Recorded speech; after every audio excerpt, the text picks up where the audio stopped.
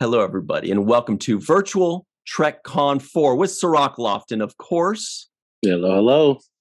Joining us right now are Chase Masterson, Max Kredenchik, Armin Shimmerman, and of course, Malissa Longo. My name is Ryan T. Husk. This is the Ferengi family, and we are so excited, happy, and honored, and very grateful to have you. How you doing? Great. It's nice to be with friends. So great to be with you guys. So first and foremost, everybody, Max is calling in from Austria. And Max, can you very quickly just give us an update on how things are in Austria? What's life like? I think it's the same as here, except you got to pay in euros. That's all. It's pretty much the same. It's yeah. Sounds exotic. Yeah.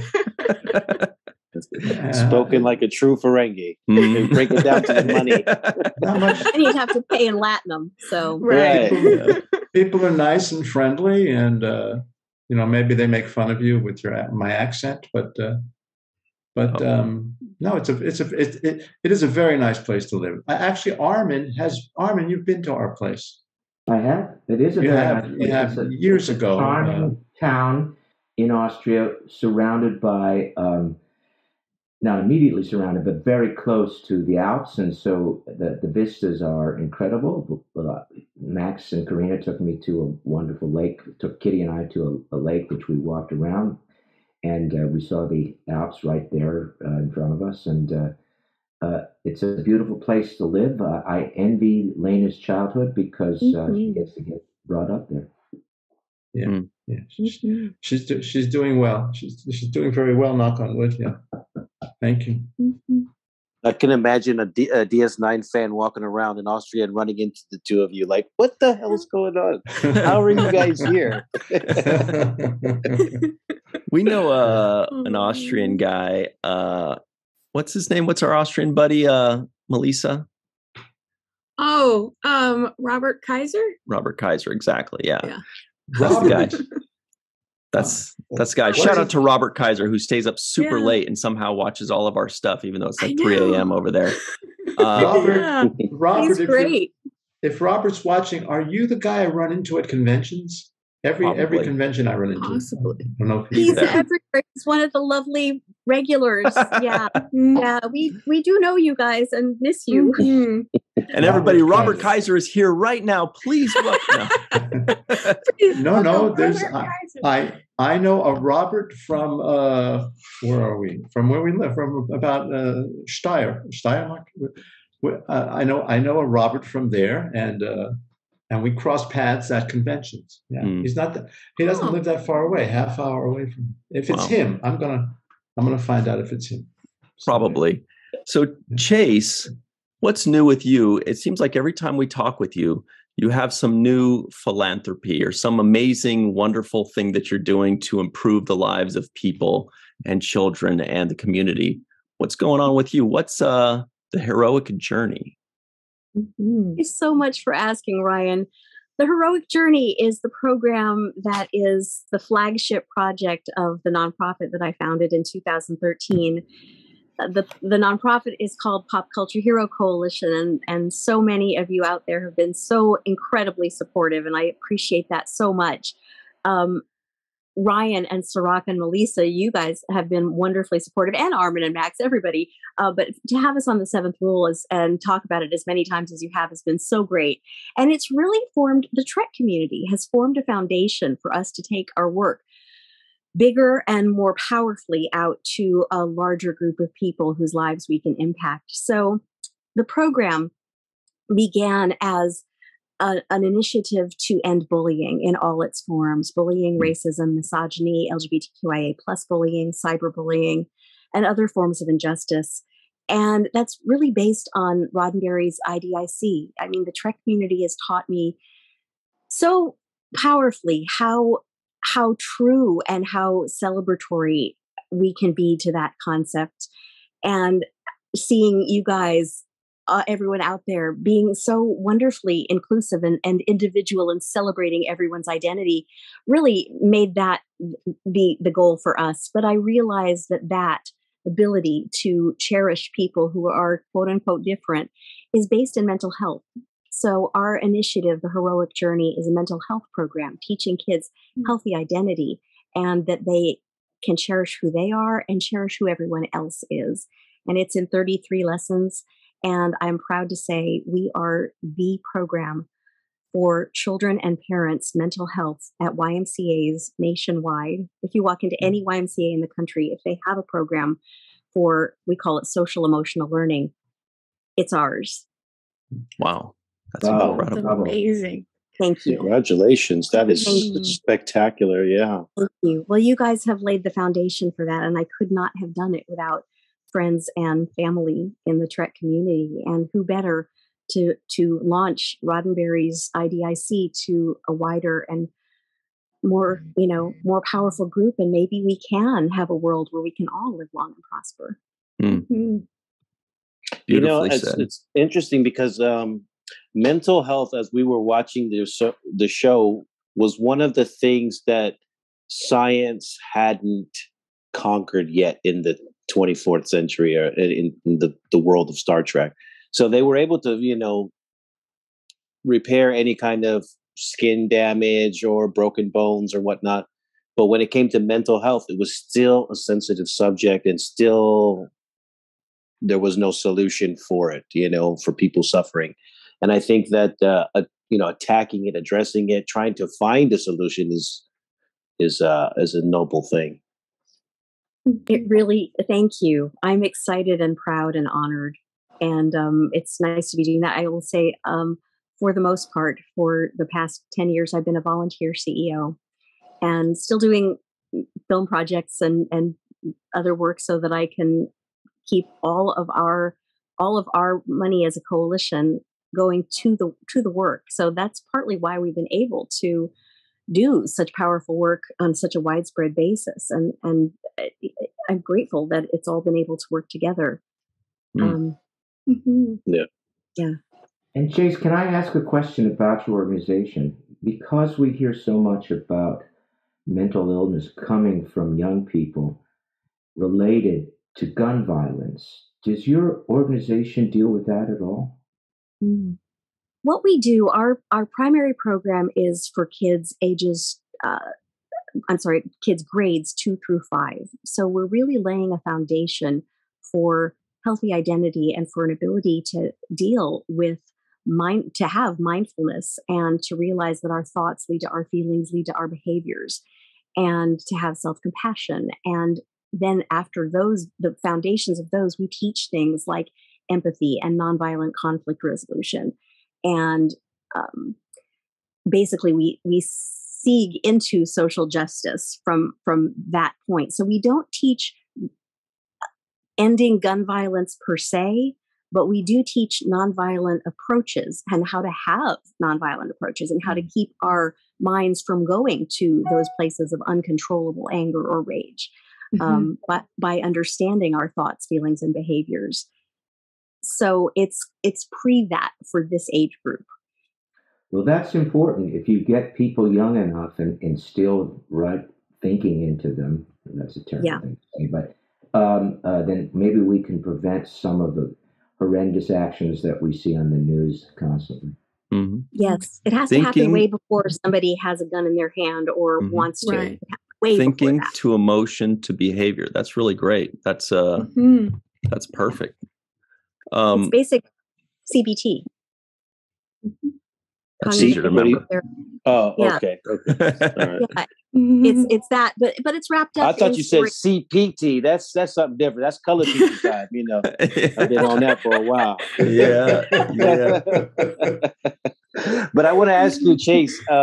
In this program, is it something that a child would seek out, or is it something that counselors look for in behavior? How does the outreach happen? So it's on 2 levels. That's a great question, Cirroc. Thank you. First, it's after-school programs.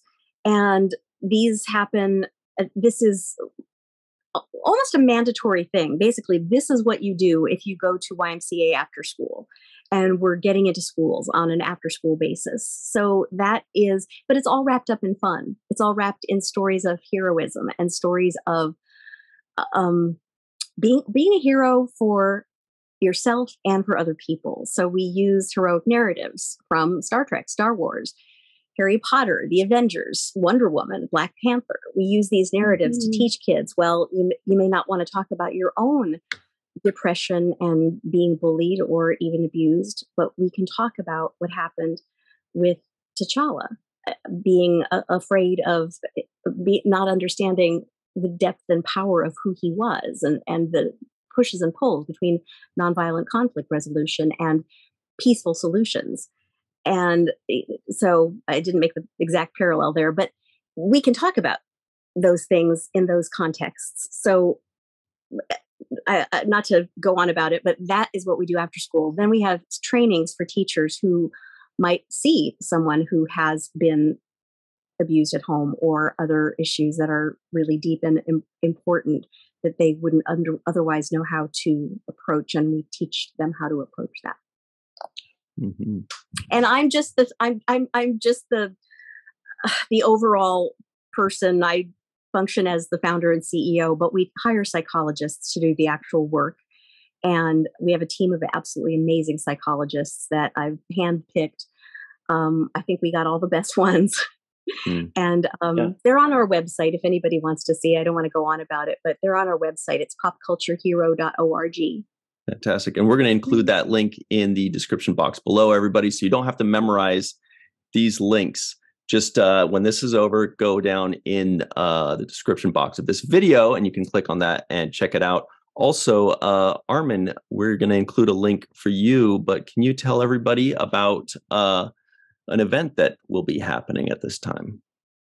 Sure. What Ryan is referring to is the last 3 years, myself, my wife, Kitty Swink, and our good friend, Jonathan Frakes, have been heading up a campaign of fundraising for an organization called the Pancreatic Cancer Action Network, abbreviated PanCan. And what that organization does is try to fund research into cures and therapies for pancreatic cancer, which is a killer disease. It's not only looking for cures, but it's looking for ways to educate doctors to recognize symptoms quicker than they normally do. It also provides help for people who are recently diagnosed with this horrible disease. And when people get this diagnosis, they think of it as a death sentence. And unfortunately, for many, it is. I'm happy to say when Kitty was diagnosed 18 years ago, and she is a survivor of 18 years, the survival rate was 3%. It's still low, but it's tripled or quadrupled. It is now 11%, which is still low, but more sizable than 3%. And the reason why it's grown is because therapies have been found and because doctors are now looking for these symptoms ahead of time. Now, in order to fundraise, we do a number of things, but primarily we raise money for a national event called Purple Stride, which PanCan puts on. And that is a march similar to many charitable marches. And in cities around the country, people will meet on April the 29th in parks, in cities, in rural areas, and march for Purple Stride, which is for PanCan, in order to raise money to help support these efforts to educate doctors and to help people with who need counselors when they're diagnosed, and to do what's needed to make this disease eventually go away. For Kitty, who was diagnosed, you can understand our attachment to why we want to do this. Jonathan Frakes lost his brother to pancreatic cancer. John Billingsley just joined us. He lost his mother to pancreatic cancer.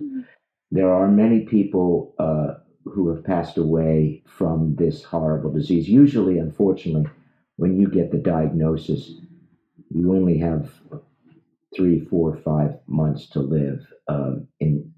but there are ways to deal with that. You don't always pass away. Kitty's an example of that. And as I said, the survival rate has gotten better. So we want to help. We want to help with pancreatic cancer, and it's understandable that if we help with one cancer, we help with all cancers. If we can find a way to do away with one particular cancer, usually that research can be used for other cancers as well. So that's what we're doing. So everybody check that out. We'll include that link below. Sorry, Cirroc. Yeah, Armin, I wanted to ask you, what was the sign for you that Kitty was that made Kitty go in to get checked for this? Like, what were the signs? There were no signs. There were no signs. She just lucked out. She was, well, I guess there was one sign. She was having acid reflux, or she thought it was acid reflux, because she thought it was from tensions that were arising from personal problems she was having with a father who was into Alzheimer's, and she was a caregiver. So she went in. I finally convinced her to go in to look at this, what she thought was acid reflux. And the doctor, magically, there's no other word for it, decided to do one particular test on her white blood cell count, which the doctor didn't have to do with the symptoms that Kitty was manifesting. And when the doctor did the white blood cell count, he saw that the count was extraordinarily high. And he sent her to one of our chief hospitals here in Los Angeles, Cedars-Sinai. And they did some exploration. And within a matter of, at the most, 48 hours between the doctor's appointment, she was told that she had pancreatic cancer. And it was horrible. She'd already lost a lot of weight and had acid reflux. And while we sat in the hospital waiting to meet the doctors before the diagnosis, she literally turned to that same yellow that's sitting behind Malissa, Virtual Con 4. Obviously something was wrong. But luckily the doctor had found it, had done the white blood cell count, and that prompted that. She was fortunate because she was very physically fit. She was fortunate to have what I consider to be the best way to get rid of this disease, or at least to attack it, is to have an operation called a Whipple. And she had a Whipple operation almost immediately. And that Western medicine, in conjunction with Eastern medicine that she also took up, pretty much saved her life. Wow. Is that a hereditary thing? It can be, yes. Thank you for asking that, Cirroc. Anyone who has a family member that had pancreatic cancer most assuredly must go to their doctors and check on whether or not they're susceptible to that disease as well. It is very much a hereditary thing. They're high risk. Kitty's family did not have pancreatic cancer that we know of, but they did have cancer. And this, by the way, was the second cancer that Kitty survived. Wow. She's a fighter. Incredible. Wow. She's a fighter. Yeah. You know, as I used to tell my grandmother, God only takes the good ones. Okay. Oh, wow. Not only. Well, that must mean she's just spectacular. Yeah, that's true. She's a step above good. Yeah, you know, also very quickly, I actually had a friend that I lost to pancreatic cancer, and he did have that jaundice that you mentioned. Like, it was like an immediate thing. And so when you mentioned the yellow behind Malissa, I remembered that, and that's kind of a telltale sign as well. It is. Once you know, everybody looking at you knows there's something wrong because you just turned yellow. But at that point, usually it's too late.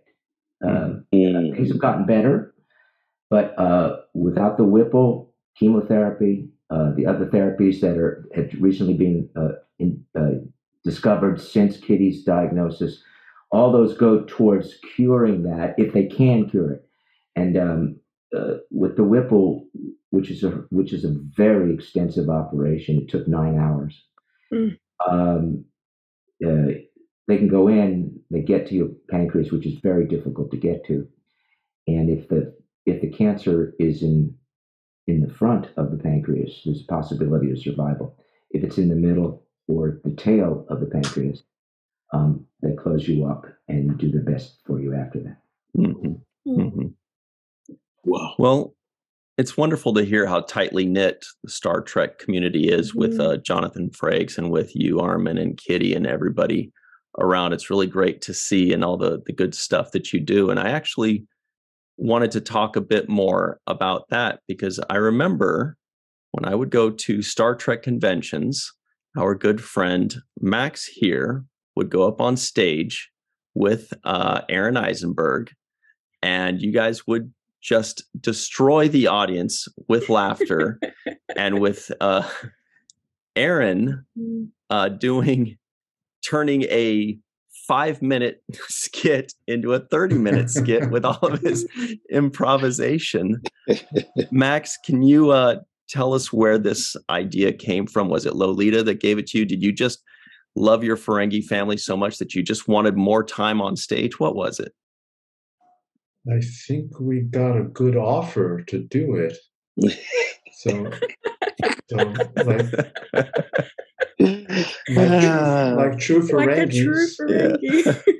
Yeah. I'm very proud of you. I'm very proud of you. What's that, brother? What's that? I said I'm very proud of you. Yeah, thank very you. proud of you. I think plus there was the joy of working with Aaron, and I can't tell him that right now. So sure you can, and you just did. Aaron, it was such a joy to work with you, and and I'm sorry we can't do that anymore. So yeah. We'd write these little sketches. We went from city to city: Seattle, San Francisco, and Chicago, and Boston. We'd adjust the material to fit each city as best we could, and we'd come out on stage, and we had our costumes. I can't remember his name. There's a collector in somewhere in Arizona. Oh yeah. Who collects costumes, and he was happy to loan us a Nog costume and a Rom costume, and I think we were always in makeup too, but I don't remember. Yeah. You were the ones I saw. No, you were. And Aaron would always try to mess me up on stage. He did a pretty successfully. Good job and, that was his thing. Gotcha. It started out rough on me, but then I remember he said I'm going to go mess Nana up on stage now, and he did. He did. So that made me feel a little better, and. I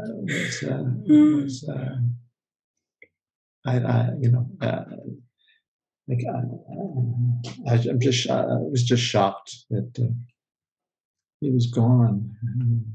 Yeah, and we would still be doing that show. I think we would still be doing it.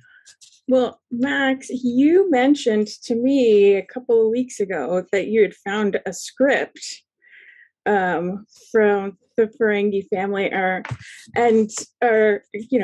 for that you did on stage with Aaron. But I also found after, if kids see it, well, no, it's disappearing. There it is, the Ferengi Family Hour. Yeah. Oh God. Yeah. Wow. Here's a question: how many pages is that? Wow. Because I want to know how Aaron was able to turn that into an hour.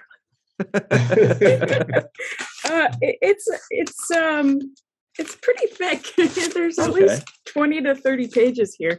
Oh, that's excellent. But yeah, and I'm wondering if did the jokes change, or like the Borg Eisenberg joke, was that that was a great joke, the Eisenberg joke. If Aaron Eisenberg married the Borg queen, he'd be Aaron Eisenberg. Yeah. Okay. They got bigger laughs back in the day. Yeah. Anyway, that's what we did. Yeah. So, thank you. That's the a nice Ferengi memory. Family Hour. It's a rom-com. It is a rom-com. Exactly. It was and like Lita and Quark were there sometimes too. For me, I believe it was only once, and I couldn't get off stage quick enough. I was there once, not in costume, thankfully, or makeup. I don't know how you guys did that, but they invited me on. Usually they had a cardboard cutout of me that they worked with, and I believe that cardboard cutout was probably more talented than me anyway, so they were better off with the cardboard cutout. We brought that Quark around the world. Yeah. Where am I now? Where is he now? Where's the Quark? Oh my God, they lost the Quark. I think he's somewhere. Armin, did you get on stage with us? Is that what you said? Yeah, I can't remember which city it was, but yes. It had to be somewhere in England, probably Birmingham, because it was Birmingham. You're absolutely right. They were advertising us being the Ferengi family on stage for the last time or for the first time. Yeah, it was Birmingham, because I take it back. I was in makeup and costume. Yeah, I was. Yep. Oh wow. And Lita was there too. Yeah. Lita and Mookie were a part of the show every time, and we oh my God, we had so much fun. And Max rewrote the opening number and a lot of the jokes depending on which city we were in. So we'd have like jokes about Birmingham, Chicago, Seattle, Miami. The Ferengi family went to Disneyland in Florida. What? It was hilarious, and it had. I got to see those pictures. The Ferengi with Mickey Mouse. Yeah, comparing ears. Who's got a bigger head? Yeah. Ears. Right. Ours were larger. I can assure you, ours were larger. It is somewhere. Yeah, it is somewhere. We said it was like Donnie and Marie, but for Ferengi, because it was a musical. And so we were always, it was. That was a musical. Yes. Max wrote parody songs. Yeah. That's where Max started. I don't know. Oh, that's where we started the parodies. Yes. The parodies. Yeah. Maybe. Yeah. Could have been. Hilarious. Yeah. Thank you. People will literally I remember seeing, it was in Vegas. I think it was in Vegas. Malissa, you were there. Well, I was backstage and Aaron was putting on his uniform, and he was complaining to me that he was too fat. He's like, I got to cut Starbucks off. I'm too much Starbucks. Wasn't he saying that? Yes, and then he would say, "Okay, no more whipped cream on on my pumpkin spice latte because you love the pumpkin spice." He's like, "Oh." Noggs had too many donuts. But he looked good because I was like, I couldn't fit in my uniform. He still fitted it though. So I gave him credit. I was like, you still fitted it. That's because you're 2 feet taller, Cirroc. Yeah. Well, that too. There's just no way it's gonna happen. But your uniform back then is a sock for you right now. Yeah. Right. Wow. But no. I remember him complaining about that and just be like, man, I got to drop some weight, man, because I want to be able to fit in this and feel good about it. Mm-hmm. Yeah. He complained about being a chunky monkey in his uniform. Yeah. So Armin, I wanted to ask you, because this is kind of why we wanted to get all of you together. It's just this wonderful little community. You really do feel like a family. We know you were the family kind of grew as Deep Space Nine went on. And I wonder, Armin, did you get a feeling of when that tide was changing? That there was something like, whether it was in the second season or the fifth, where you just kind of started to feel like Quark's family and story was starting to grow. And then there was Lita, and there was, Rom was always there, but he became more of a focus, and Nog became more of a focus, and Zek and Ishka. Was there like a change in the air where you kind of started noticing, seems like they're giving us a little bit more and it's growing? I think so. I can't pinpoint exactly where. As you say, Ram and Nog were always there. Although Ram wasn't called Ram in the first episode, but I think by the second episode he did have a name. Yeah, he was called Ferengi Pit Boss, I think. Pit Boss.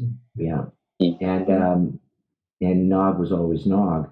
But I've always thought, and I have nothing to base it on, that they had this series regular who was a Ferengi, and he was a lawbreaker, and they sort of realized, I think, and this is just me talking out of the top of my hat, that they sort of realized that they had to remove my character, from what was going on primarily on the station in the beginning, because if I was constantly doing nefarious deeds and they weren't catching me, it was going to make them look bad. It was going to make Cisco and Odo and Kira all look bad, that they couldn't catch this. Or they're condoning it. It's the one or the other. Or they're condoning it, exactly, Cirroc. So I think they began to look for ways to go in a different direction with my character. They could have, of course, fired me, which I'm happy they didn't do. But I think they found themselves in a conundrum. And so, but they must have already assumed that, because both Nog and Ram were there at the very beginning, in the very first episode. So they began to build that up. I think, it's a guess. I think the family really became more important, and the stories became focused on that for us somewhere in the third season. Especially after that House of Quark, I believe that's when they began to shift that in a certain way. And there was a slight period of time I thought that Aaron would be part of the family as well. When he was interested in interviewing Quark in the bar, I thought that was perhaps that he was going to become part of that family as well. Cirroc. Jake. Yeah. Jake. Yeah. And of course, we also have to add, Brunt to that as well, and to some extent, and certainly, the two Ishkas, Moogies, and Wally, and everybody else that was part of that. And as far as the family feeling is, I will take a little bit of credit for that.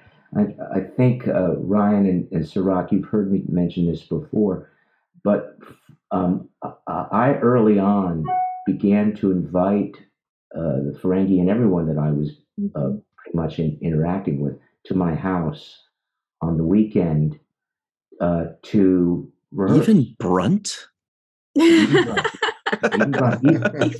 Especially Brunt. Even the Grand Nagus came to my house at times to rehearse. Even Odo at times came to my house to rehearse. So that I think that may have helped build the family feeling, because we weren't just meeting on the set and performing. We were actually having coffee and perhaps donuts for Aaron at our house, so that we would have an affinity for a lot of us here and other members of the Deep Space Nine family. We all have theatrical backgrounds, and you don't get much rehearsal in television, and you do in the theater. So I wanted to bridge that gap, and all these people are to be commended because they gave up their weekends, part of their weekends, in order to do better work on Deep Space Nine. And those of us who had to wear the makeup, Max and I and Aaron and the others, we knew that after hour 9 or so, we were dead tired, and yet we still had another 3 hours to go.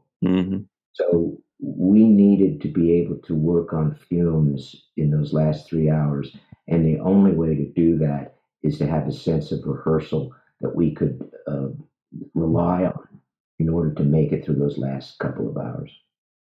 And then I still know that, to go in on the yeah. weekends and have more hours is commendable. Mhm. But what were you saying, Melissa? Sorry. I was going to say, I know that Aaron had mentioned to me several times how important those rehearsals were for him. Not only for the character of Nog and helping him grow his, find his Nog voice, but also solidifying the family unit that's here now. So he definitely appreciated those rehearsals greatly and thought of them fondly very often. And there was one time we were driving in your neck of the woods, and he said, Armin and Kitty live down there, and we used to have rehearsals down there. Yeah. It was very beneficial, and I thank all of you for the time you gave up to do that. It made my work better, and I hope all of our work together made all of our work better. It was. I've never heard of people doing that on other shows. Perhaps they do, but it was very helpful for us. Maybe table reads and stuff like that, but table reads, not on their own time. Any actor would give a limb to do that, though, right? I mean, anybody who really cares about their work and to be on this show, any actor would give anything. So, of course, we wanted to take as good care of it as we possibly could. It made us all better. It made us all better. Yeah. Well, Chase, can I just? Sorry. I just wanted to add. Yeah, please go ahead. Well, I want to say thank you for that, Armin, because as a recurring actor, it can be really daunting to go into a room or a set particularly, where people are already in sync and have been for years, and they already have friendships, relationships, history, and they're rolling. And for you to appear as the new kid on the block can be really difficult. And you made it welcome and warm for us and helped us know that we belonged. And that was so important. And it was important on two levels. First, everyone delivers better work when we're feeling like we belong, when we know we're invited to the party. And also just as a person, it just helped so much knowing that we had someone who had our backs, that wanted us to do our best work and was there to support. And I remember you took us aside sometimes and said, see, this is how they're setting up the shot. And, for a close-up, you want to keep this in mind. And I was a pretty new actor at that point, and for camera. And, it meant so much to know that you were there for us, Armin. Thank you. Having been a recurring character myself, and because camera work was relatively new to me, I spent most of my younger career on stage. I knew that I had been not mistreated, but neglected when I had been a recurring character or a guest star on other shows, and I knew that I had responsibility as number 7 on the call sheet, not number 1, but number 7 on the to make sure that that everyone felt comfortable. In my first recurring role on Beauty and the Beast, I worked with Ron Perlman, and Perlman gave me the advice. Nice. He said, when you're number 1 on the call sheet, it's your party, and you're the host, and you must make everyone feel at home and feel comfortable. And Armin, you did that, and it's something I learned from you as well. So among many things I've learned from you, that was one of them. Thank you, Max. And I learned it from Ron, and you'll pass it on to whomever. All of us will pass it on to somebody else, I hope, because I hope so. Chase is right. It not only makes for a more comfortable day, it makes for better work. And isn't that what we're there for? We're there to give the very best possible work that we can provide, so that people will tune in again. Yeah, and a more comfortable life. Yeah. I mean, we're there talking about the importance, the beauty, the glory of being human, the joy of being human, and why not have everyone have that off screen as well. Mm-hmm. Doesn't happen all the time in this business, though. And it's No. what you're doing with your heroic journey work as well. You want people to understand, empathize with other people. Too often, unfortunately, in our business, egos get in the way, and you have to deal with egos that are not really conducive to a friendship or even communication. And I hate that, really hate that. I'm sure you all do too as well. Mm-hmm. And I swore to myself, if I can make it better, I will do that. If I have to go out of way, if I have to, if I have to go over and make sure that someone is okay, fine, that's great. Although I was a Ferengi, that's the human thing to do. You did. Yeah. Thank you. You did do that. This I business wanna should be the most human, right? The most human of all businesses, Yeah. rather than the least. Totally. Mm-hmm. Cirroc, I think should you're going to be, jump but- in on the number one on the call sheet. No, I, not the number one. I wanted to commend Armin for his leadership. And I also want to say that for those people that are listening, taking initiative like Armin took to make yourself better, to make the group better, to reach out to people, is a sign of what it takes to be excellent. And thank you for that, Armin, because you made us all better. You always did your best to reach out, and also shows that a lot of actors believe that once they get that role, that it's like their job is done. They passed the audition process, and now I can cruise from here. And what you show us, Armin, is that that's when the work actually begins. That's when you start digging into it and finding and bringing out the best in yourself and in the character. And I think that's just wonderful that you brought that kind of work ethic to the show, and it resonates when you see the Ferengi family. Mm-hmm. And it's apparent on screen when you're watching it, and also on stage during the Ferengi family hours when you're all working together. You can see that camaraderie and you can feel it, and that closeness is special to witness on stage. So thank you all for that. I, as somebody who has been in the audience watching this, it's educational for us too. So it's a gift. Yeah. It's a gift. Did you guys have siblings, Armin or Max? Do you have any brother? Do you have a brother or I have one brother, a younger brother, who calls himself Rom.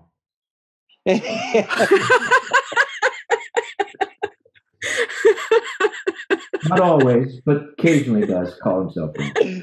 Oh, that's great. Oh my gosh. Max, do you have a sibling?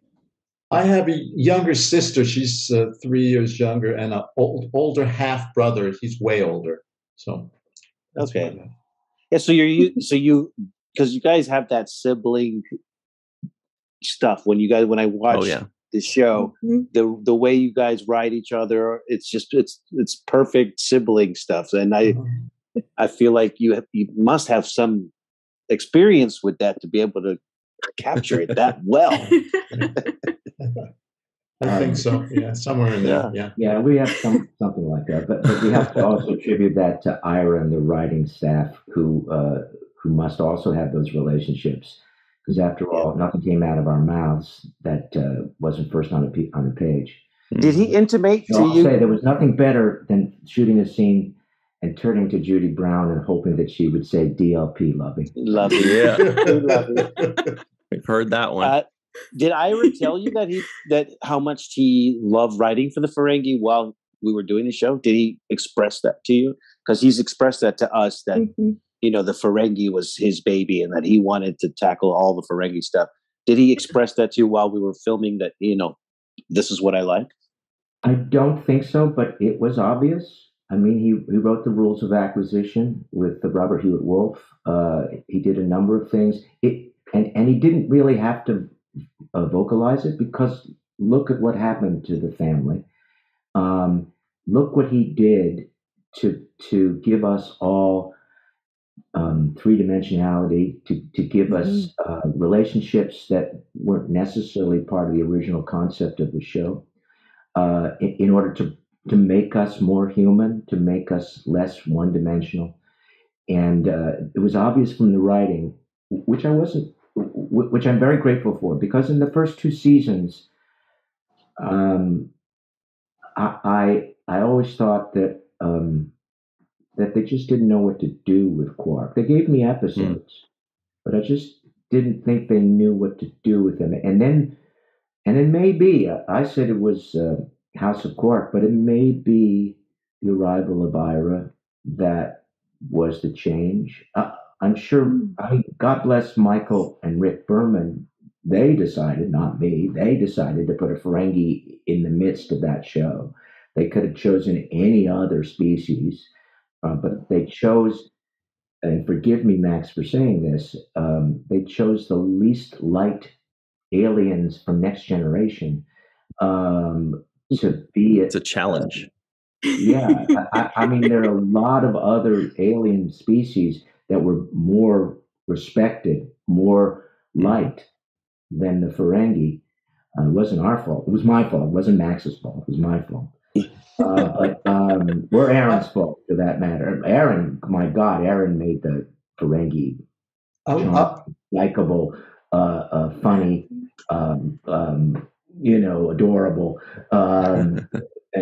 Thank God, man. It's pretty good. Who's And the most fun, as Rex says. Some of those original Ferengi were played by you. That's what I'm saying. It was why it's my fault. It's And my you, fault. Max. We do have to You've run. redeemed yourself, Armin. You've redeemed yourself since. I have, episode. right. And as I've said many times, this is just old news. I spent all of 7 years on Deep Space Nine trying to redeem that. Yeah. We do have to run in just a second here. I just wanted to throw out one final thing, Chase. I didn't want to close this out before saying this, but as you were talking earlier, I remembered that for me, as a viewer watching the show, there was the Ferengi family. There were the hijinks, there were the serious moments, there were the funny moments, but it felt like the addition of your character into that family is what closed that circle, if that makes sense. Like there was a lot there, and you were that final link that turned it into that full circle family for me as a viewer. So thank you so much for that. That's so lovely. Well, and I was gonna, sorry. To add to that, I was gonna say that you're being added into the Ferengi family was a great representation of blended families. Yeah. And you stepped in and you took the reins so beautifully. It was That means so much to me. Thank you. Well, the Ramen Lita thing was a very Star Trek story, and it's about who we are on the inside. And Mom was very sexy. What can I say? Was Is very sexy. That's right. It is. Absolutely. No, thank you for that. It means a lot, Ryan and Malissa. Thank you all for that. Okay, so we do have to go, but we really appreciate your time, Chase, Max, and Armin. And by the way, Armin, I think that's so awesome that you are wearing the sweatshirt that I sent your way. That is so amazing. I'm going to spotlight you for just a second because it looks freaking perfect on you. It's amazing. It's the Ferengi family. That is our good friend. We're all there. All of us are there. Oh, great. Yeah. And Malissa is also wearing her version of that. So really appreciate you guys doing that. Just opening that store right now. Everybody, if you'd like to know more about that, the link will be in the description box below as well. That's the Ferengi family shirt. But we do have to run. Thank you so much for hanging out with us. We could sit here forever. It feels like a fireside chat with you, and really love it. Thank you. Yeah. Yes. Thank you. Thank you, guys. Thank you. Thank you all. Yeah. This was wonderful. Love And everybody at home, check those And links below and go don't forget the those. PanCan, the heroic journey. Absolutely. And if I may, since I am a Ferengi, and don't forget my books either for that matter. Yes. The Illyria books. Yes. Go get on those. We'll add all those Yes. in the links below. And everybody at home, you've got your homework now. Get it done. Thank you all very much. And we'll see you next time on Virtual Trek Con.